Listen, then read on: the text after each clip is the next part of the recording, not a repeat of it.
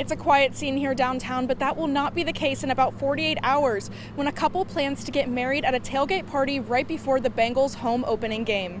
I'm in Florence overlooking I-75, where Kentucky State Police say that there is an ongoing manhunt for a mass shooting suspect about 160 miles down this road near exit 49 in Laurel County. It's been 5 days since the fire here, and you can actually see some of the damage behind me. A neighbor I spoke to says that she walks past it every day and she just wants to help the community recover. Pam Campbell, who's the owner of Mother Earth behind me, says she is blessed that no one was in the store when a truck ran through the front of the store last Sunday afternoon. The detective I spoke to says that this is an evolution of the Kia and Hyundai car thefts. However, this time it can affect all cars, regardless of make or model. After multiple police interviews, Sarton admitted to shaking the 21-month-old baby for over 20 seconds. However, this was the second story investigators heard. After she was sent to the hospital, Sarton claimed that she was pushed off of an ottoman by a dog. Who gave who a black eye? Gave a cashier a black eye. Who did? A customer. That was part of a 911 call made by a Kroger cashier after Malia Robbins allegedly assaulted a 69-year-old cashier Sunday morning. Delhi Township Police say the employee confronted Robbins over not paying for items at a self-checkout. There was a individual that was at the U-Scan, and she was scanning items and then not scanning items. When confronted by a store employee, the suspect became violent and repeatedly punched the employee. Ultimately, she fled the scene prior to police arrival. The video you're seeing is of police body cam from when they arrived at Kroger.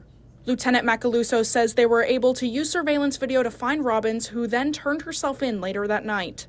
With the video technology at self-checkouts, Macaluso says that Delhi PD can often catch shoplifters, even if they make it out of the store.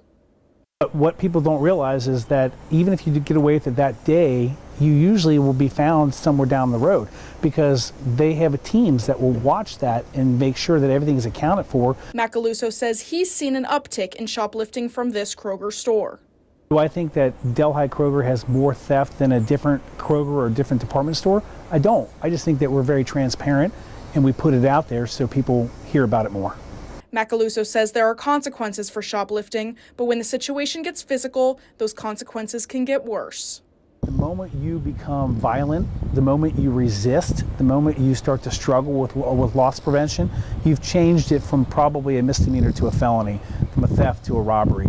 Obviously now there's nothing we can do to take it back. What's done is done, but all we can try to do as a community is move forward and try to help those who are in need. Jacqueline Culianos, a local business owner and neighbor to the condo that caught flames last week, is using her business space to help heal the community. Culianos lives in a building catty-corner to the Carrington Crossing condominium that left 30 families displaced after a fire engulfed their homes. Officials say the fire was caused by a woman using a burning tool for her nails. When something started to melt, the building went up in flames. Never think it's going to be in your community, and it makes you feel really helpless, especially when there were so many people. Essentially everyone in that complex is displaced and has nothing. Culianos says that she doesn't know any of the victims personally, but she is determined to help. She says she's starting a drive for the victims of the fire at her fitness studio, Fly Bungee Fitness, located on Ward's Corner in Loveland, through Friday morning. She says that she will take anything the community is willing to give, including, but not limited to, unopened body care, all-season clothing, and unopened shoes. Really anything that you feel like could benefit someone who's starting over. She says that since she doesn't know any of the victims personally, she's unaware of sizing. But if you give her what you have, she will give anything the families don't need to local charities in Cincinnati. As soon as I told everybody that it was happening, or it happened, people were wanting to give and to donate. And that just goes for Loveland and Cincinnati in general. Everybody's very willing to help here. I would have been here. I definitely would have been here. I normally come in after we go to church. So it was good that I wasn't here. Mother Earth is a health and wellness store on Pleasant Avenue in Fairfield. Police tell us someone in a truck drove through the front of the store after the driver experienced an alleged health emergency a little before 2 p.m. on Sunday afternoon. Police say that they took the driver to the hospital in stable condition, and they are currently investigating what caused the crash. Pam Campbell says she runs Mother Earth by herself, and she is always at the store, but this Sunday, she was out of town. Campbell's daughter Stacy Kendall says the store is closed on Sunday, but family members are always here working and stocking. It's devastating, but it's like God knew that she wasn't supposed to be here that day, that nobody was. The damage is excessive. You can see where the truck went from the front of the store to the back of the store, knocking over shelves, taking out lights, breaking bottles, and damaging a significant amount of inventory. Well, I was kind of in shock. I didn't expect it to be as damaged as it was by just seeing the back end of the truck. I thought it was a small SUV, but this was a huge dually truck that had come all the way through. And then when I came in, I mean, the whole store is destroyed. Campbell says that since the community learned about the crash, they've been by her side, eager to help rebuild this community staple. They've been here today already, asking what they can do. So I have a wonderful clientele. They're more like family than customers. Kendall says that her mother goes above and beyond to help every customer who walks into the store. Those customers were in and out of the store all day, asking how they could help and when she'll be reopened. Campbell says right now she's in the early stages of figuring out insurance, but she helps too many people to let this stop her. Yeah, it's the evolution of policing, which is, it's hard for us to keep up with it. So we do need the community's help just to stay vigilant and keep your eyes and your ears open. Detective Spencer Bischoff with the Newtown Police Department says multiple cars around the area have been stolen with a diagnostic scanner. Diagnostic scanners are traditionally plugged into the OSB port underneath a car's dashboard and are used to understand what is going on in your engine and other systems in the car. But Bischoff says that this helpful tool is now helping thieves. After plugging the scanner into your car, it takes thieves less than 60 seconds to program a digital blank key to your car.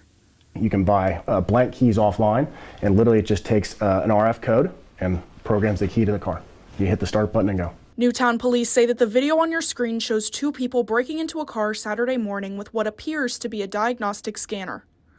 Yeah, we had two individuals that actually did gain access to a newer model Silverado. And luckily it had cameras and everything in the car, and they got scared away, I believe, because they thought there was a tracker in the car, because it was kind of tricked out on the dashboard. But yeah, they gained access through the rear panel over top of the cover, and then you could see the scanner clear as day when they're climbing in the car. Bischoff says that these scanners are widely accessible and relatively inexpensive, ranging from $500 to around $1,000. Bischoff says that there is only so much police can do to pursue these thieves because it's a property crime, not a personal crime. He says it's important to stay vigilant and keep your car doors locked to give the thieves another obstacle. Just takes a couple extra steps. I know it's kind of putting people out of their routines, but it takes those couple extra steps so you don't be victimized. The happy couple says that the best wedding gift they could receive is a Bengals opening game win. Downtown, Bella Livingston, Fox 19 Now. Campbell tells customers to be patient as she'll be back and better than ever before you even know it. In Fairfield, Bella Livingston, Fox 19 Now. Newtown police say that these thieves have been stealing and wrecking these cars only for popularity and clout, not to sell. Newtown police also urge residents to report any suspicious activity. In Newtown, Bella Livingston, Fox 19 Now. Culiano says that there's a sign for donations behind the Fly Bungee Fitness Studio. She says that she's there all day, but even if she's not, you can still drop off donations. She said she's taking those through Friday. In Loveland, Bella Livingston, Fox 19 Now. Right now, there's a $15,000 reward for any information leading to Couch's arrest. Police say that if you do see him, do not approach as he is considered armed and dangerous. In Florence, Bella Livingston, Fox 19 Now.